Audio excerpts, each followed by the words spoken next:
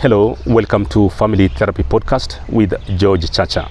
In my last episode, I talked, or rather explained, how my aspiration to become a Catholic priest was thwarted by my mother's desire to live and become a courier elder. Today I'm going to talk about the secrets inside the seminary, the routines, the people that influenced my life as I was growing up in the seminary, the things that I did and the things that I was forbidden from doing. One, I begin with the routines. The routine of the seminary is that you wake up in the morning, the bell rings at 5 or thereabout.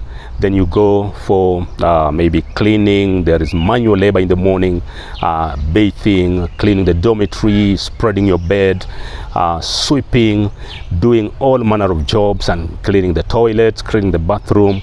And then thereafter, we would go for morning prayers from 7 actually up to around 7:30 when we prepare to go to class. That is the morning routine. And then during the day, we would attend, the seminarian will always be attending classes. Remember, I'm talking about the junior seminary and not the senior seminary, because I did not get the opportunity to join the senior seminary since my mother stopped me from proceeding to senior seminary.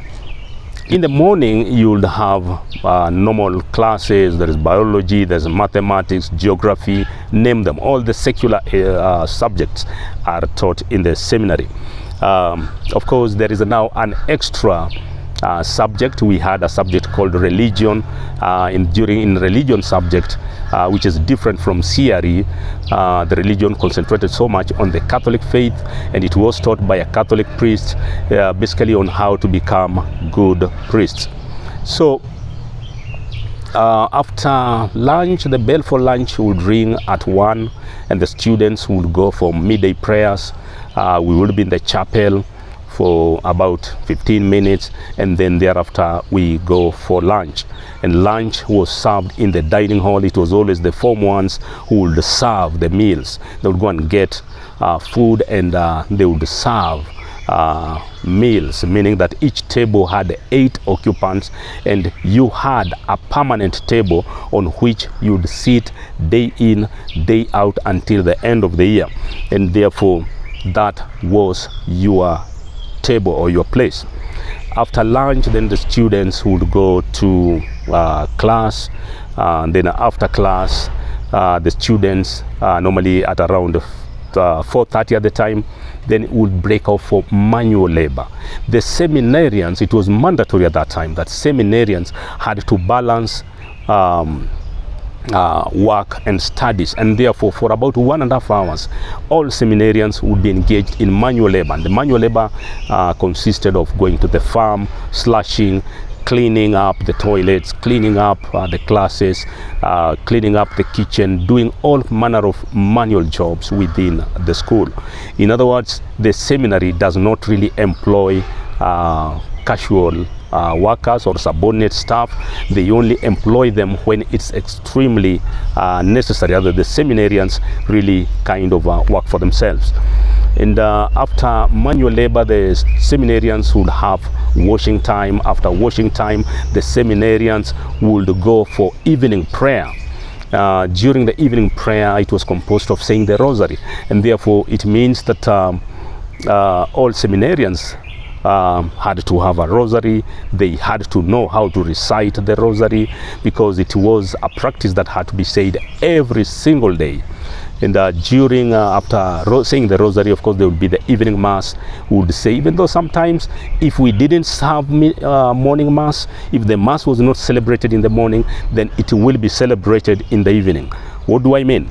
Mass is celebrated in the seminary 7 days a week. That means that all seminarians or people who have gone through the seminary will celebrate at least 260 masses a year. 260 masses a year. That's the time when the school is in session, not to add the masses when the school is on recess. Therefore, Basically, that would be the routine and during the day. And now when the evening comes, the students would be in class from morning at around 7:30 up to 9:30. That's basically 2 hours. The end of preps, and all students it was mandatory that all students would have to go to the dormitory, prepare, and at exactly 10, lights were supposed to go off. Actually, the bell rings for the lights to be off, and it was mandatory that students or seminarians had to sleep. The seminary very much emphasizes on the balance of one's psychological well-being, studies, and social well-being, meaning that all these are integrated. You have to balance work, you have to balance spirituality, and you have to balance the physical exercise. What maybe I also forgot to mention is that the seminarians every day will have evening physical exercise, which will maybe can pass for PE or physical education, that kind of a thing. Basically to kind of integrate and mold a holistic, well-built, balanced priest, because that was actually the intention of the seminary, to mold one into being a priest. During my time in the seminary, there are men and women who touched my life, men and women who shaped, molded me to being what I am, men and women who really added value to my life. And top on this list is Father Paddy Rowe. Father Paddy Rowe was an Irish priest who had lived in Kenya for more than 25 years at the time, and he spoke very fluent Kiswahili. Actually, his Kiswahili would pass for that of somebody from the coast. He spoke very beautiful Swahili. Father Paddy Rowe was the rector or the head of the institution. He taught me physics, and he was just one of the best physics teacher ever. And he would walk into the class without a single book, without a single reference book, with only a chalk, a ruler, and a duster, and he did marvelous. Father Patrick Rowe, wherever you are, I really appreciate you. There is another priest called Father Roire O'Connor. Father Roire O'Connor was also an Irish priest. This was the deputy rector. He deputized Father Paddy Rowe. He too was from Ireland, Dublin specifically. He taught me Christian religious education and other priesthood routines, how to become a good priest. He was quite an inspiration man. There are other people, the likes of Sister Elizabeth Mloy from New Zealand. There was Sister, what do you call it, Sister Molly. We had Sister Margaret from the UK, and these are great people who really molded me and impacted on my life. But we also had local staff, citizens of this country. There was teacher Betha Kokach, a wonderful literature and English teacher who taught me a lot in literature. She taught me English, and I'm privileged, or later on, so many years later, I was to learn that she hails from Migori County, and I have had the opportunity to visit her home in Rapogi. Oh, Madam Betha Kokach, thank you so much. You are a pillar in my life. There are other teachers also during that time, Mr. Amayamu, there was Mr. Wamburu. I mean, these are teachers that I really appreciate. I'm privileged to have been taught how to become a good priest by two notable men. First is the late His Excellency Cardinal Maurice Michael Otunga. He taught me priesthood. And maybe where he is, he may not be very happy, because he had faith and hope in me. In me, he saw a great priest. In me, he saw maybe one of the best priests, and possibly a one-day cardinal in the Republic of Kenya. Unfortunately, Cardinal Otunga, I'm really sorry, and I apologize for that. I was also lucky to have met Father Dominic Wamugonda. He taught me also priesthood, how to become a good priest, and I think many of us know him. He is a lecturer at the University of Nairobi. I think he still is.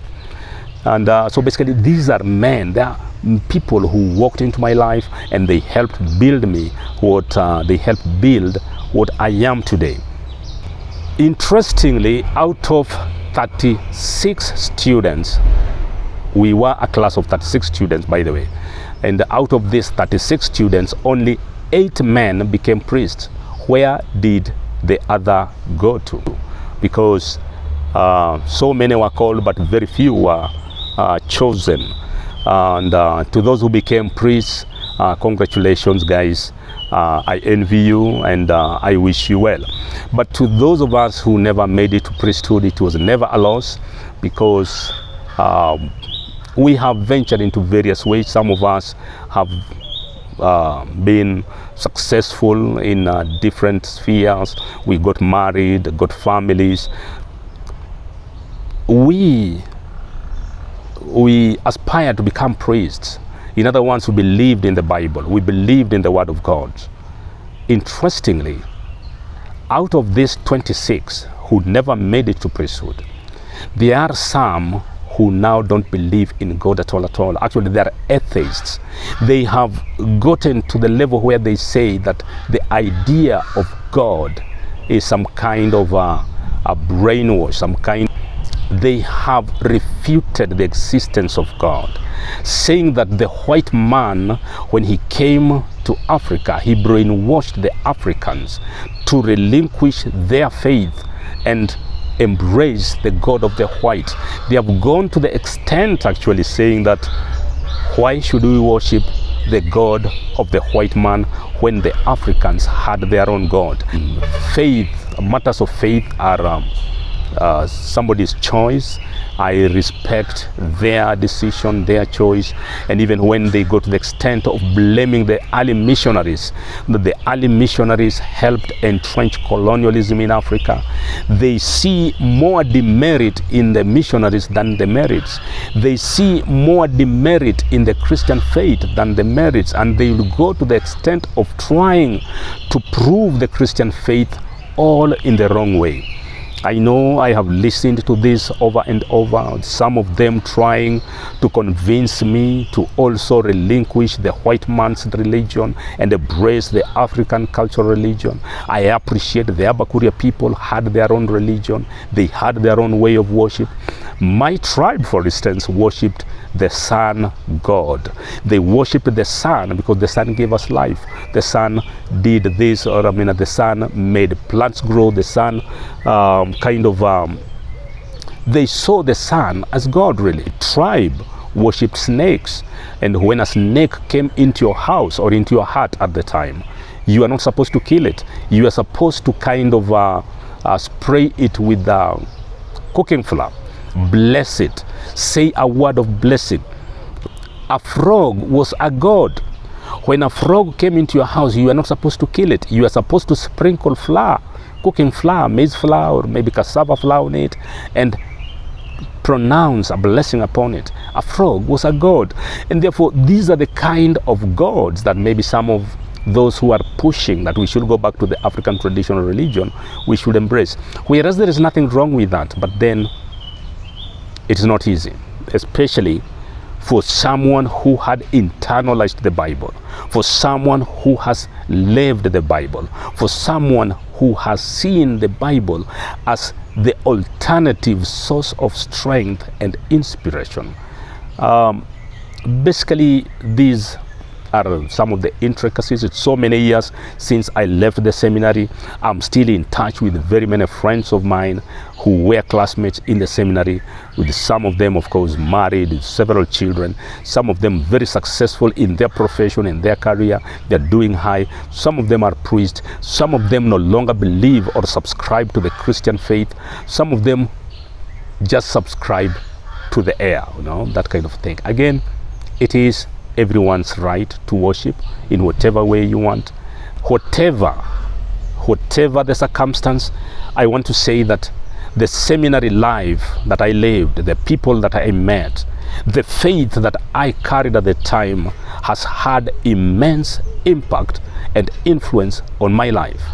I speak because the seminary planted in me what I should speak. I always make promises in line, or rather because the seminary taught me how to make promises. I always relate with the people because the seminary taught me how to relate.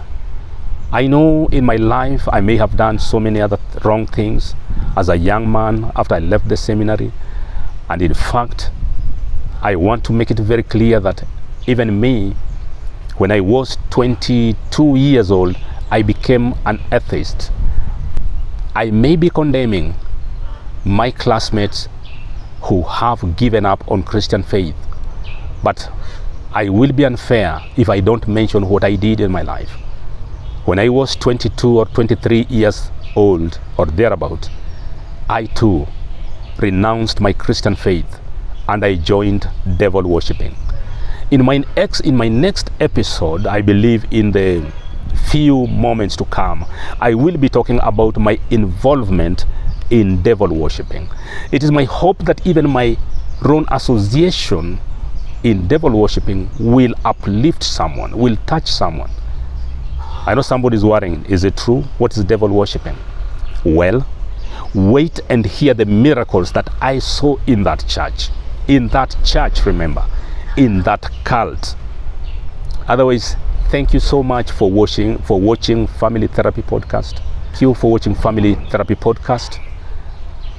My name is George Chacha, an ex-seminarian, but still a seminarian at heart, and I will forever be a seminarian. I encourage you to subscribe to this channel.